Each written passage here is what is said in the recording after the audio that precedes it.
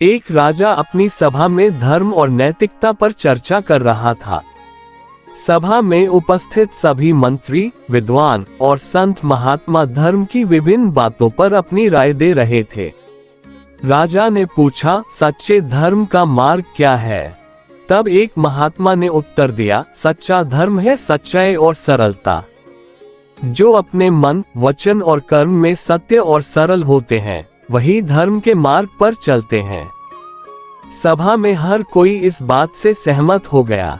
सभा के बाद राजा के गुरु महल में आए। राजा ने अपने गुरु से पूछा, गुरुदेव, क्या सत्य और सरलता ही सर्वोच्च धर्म है? गुरु मुस्कुराए और बोले, हाँ, सत्य और सरलता, जिसे हम उत्तम औजव और श्रेष्ठ सरलता कहते हैं, यही धर्म के आधार हैं। मनुष्य जब अपने मन में छल कपट से मुक्त हो जाता है, तभी वह सच्ची सरलता को प्राप्त करता है। एक दिन राजा के दरबार में एक गरीब किसान आया। उसने बताया कि उसके पड़ोसी ने उसकी जमीन हड़प ली है और झूठी बातों से उसे दरबार में दोषी ठहरा दिया गया। राजा ने तत्काल न्याय करने का आदेश दिया और मामले की जांच शुरू की। जांच में पता चला कि किसान सच बोल रहा था और उसका पड़ोसी उसे धोखे से फंसा रहा था। राजा ने किसान के पड़ोसी को बुलाया और उससे पूछा, तुमने ये छल क्यों किया?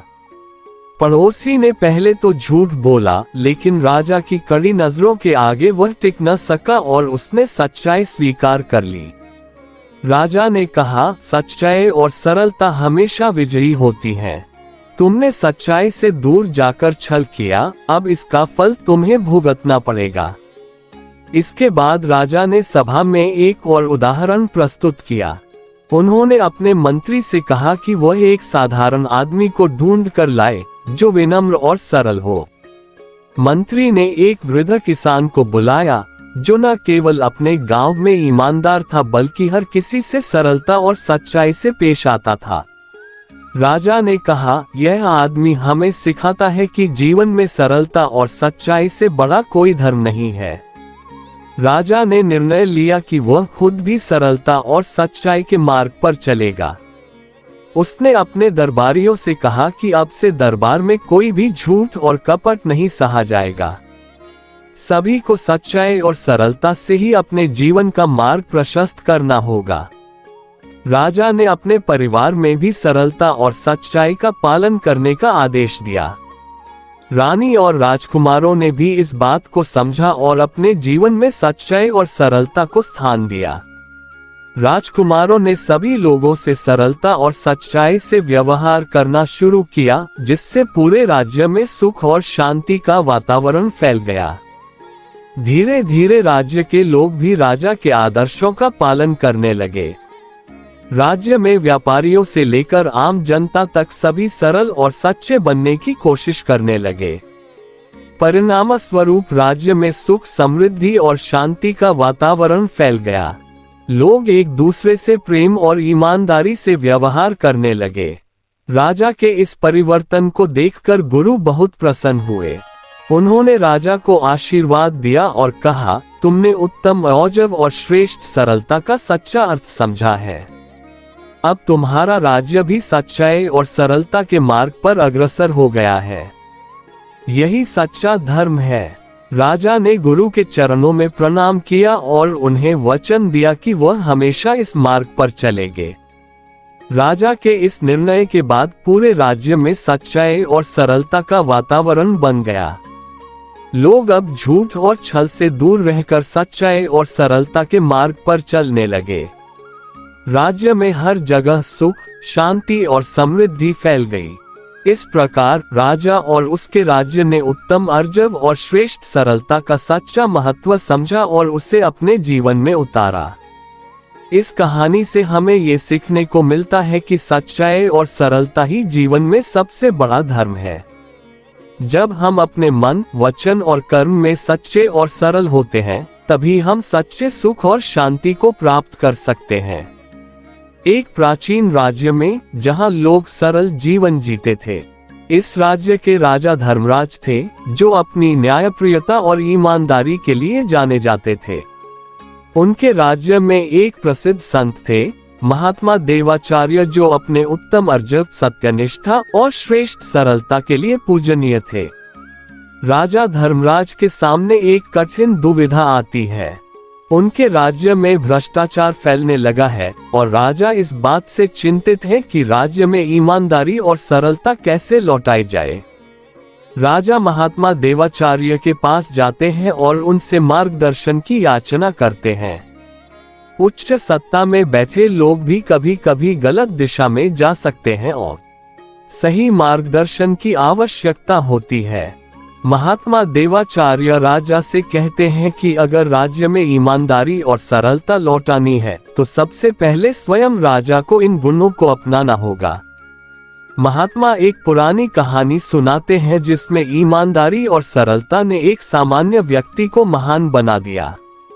महात्मा की सलाह से यह समझ में आता है कि उत्तम अर्जव और श्रेष्ठ सरलता न केवल व्यक्तिगत जीवन में बल्कि शासन में भी महत्वपूर्ण है। महात्मा एक पुराने व्यापारी धनपाल की कहानी सुनाते हैं जो बहुत धनी था, परंतु उसे सरलता और ईमानदारी का महत्व नहीं पता था। वह अपनी चालाकी और धूर्तता के कारण बहुत सारा धन कमा चुका था, परंतु उसके जीवन में शांति और संतोष नहीं था। एक दिन धनपाल के व्यापार में भारी नुकसान होता है। वह बहुत चिंतित हो जाता है और मदद के लिए कई जगह जाता है, लेकिन कोई उसकी सहायता नहीं करता। अंततः वह महात्मा देवाचार्य से मिलता है और उनसे जीवन के सही मार्ग के बारे में पूछता है। महात्मा देवाचार्य धनपाल को बताते हैं कि जीवन का असली आनंद तब आता है जब हम ईमानदारी और सरलता के साथ जीते हैं। महात्मा उससे समझाते हैं कि जीवन में दूसरों के साथ धोखा करना या चालाकी से धन कमाना अंततः विनाश की ओर ले जाता है। महात्मा की शिक्षाओं से प्रभावित होकर धनपाल अपने व्यापार में ईमानदारी और सरलता को अपनाने का संकल्प लेता है। धीरे धीरे वह अपने व्यापार को नैतिक तरीके से संचालित करता है और उसकी प्रतिष्ठा पूरे राज्य में फैल जाती है। लोग अब उसे एक ईमानदार व्यापारी के रूप में जानते हैं। धनपाल की सफलता देखकर राजा धर्मराज को यह एहसास होता है कि राज्य में ईमानदारी और सरलता को बढ़ावा देना अत्यंत आवश्यक है। वह महात्मा देवाचार्य की सलाह पर अमल करते हैं और राज्य में ईमानदारी और सरलता को प्रोत्साहित करने के लिए नए नियम बनाते हैं। राजा धर्मराज के नए नियमों के चलते राज्य में ईमानदारी और सरलता का माहौल बनता है। व्यापार, कृषि और समाज सभी क्षेत्रों में लोग अब ईमानदारी से काम करने लगते हैं और राज्य में समृद्धि लौट आती है। महात्मा देवाचार्य एक अंतिम संदेश देते हैं कि उत्तम अर्जव, सत्यनिष्ठा और श्रेष्ठ सरलता की सच्ची समृद्धि और शांति की कुंजी है। ये गुण न केवल व्यक्तिगत जीवन में बल्कि समाज और राज्य के लिए भी अनिवार्य हैं। उत्तम अर्जव और श्रेष्ठ सरलता का महत्व। उत्तम अर्जव और श्रेष्ठ सरलता जैन धर्म के मुख्य नैतिक सिद्धांतों में से हैं। ये दोनों गुण हमें जीवन में ईमानदारी और सादगी का पालन करने की प्रेरणा देते हैं। उत्तम अर्जव का अर्थ है सत्य और ईमानदारी के मार्ग पर चलना। अर्जव का शाब्दिक अर्थ है सीधा या साधारण होना। इसका मतलब है कि मन, वचन और कर्म में ईमानदारी होनी चाहिए।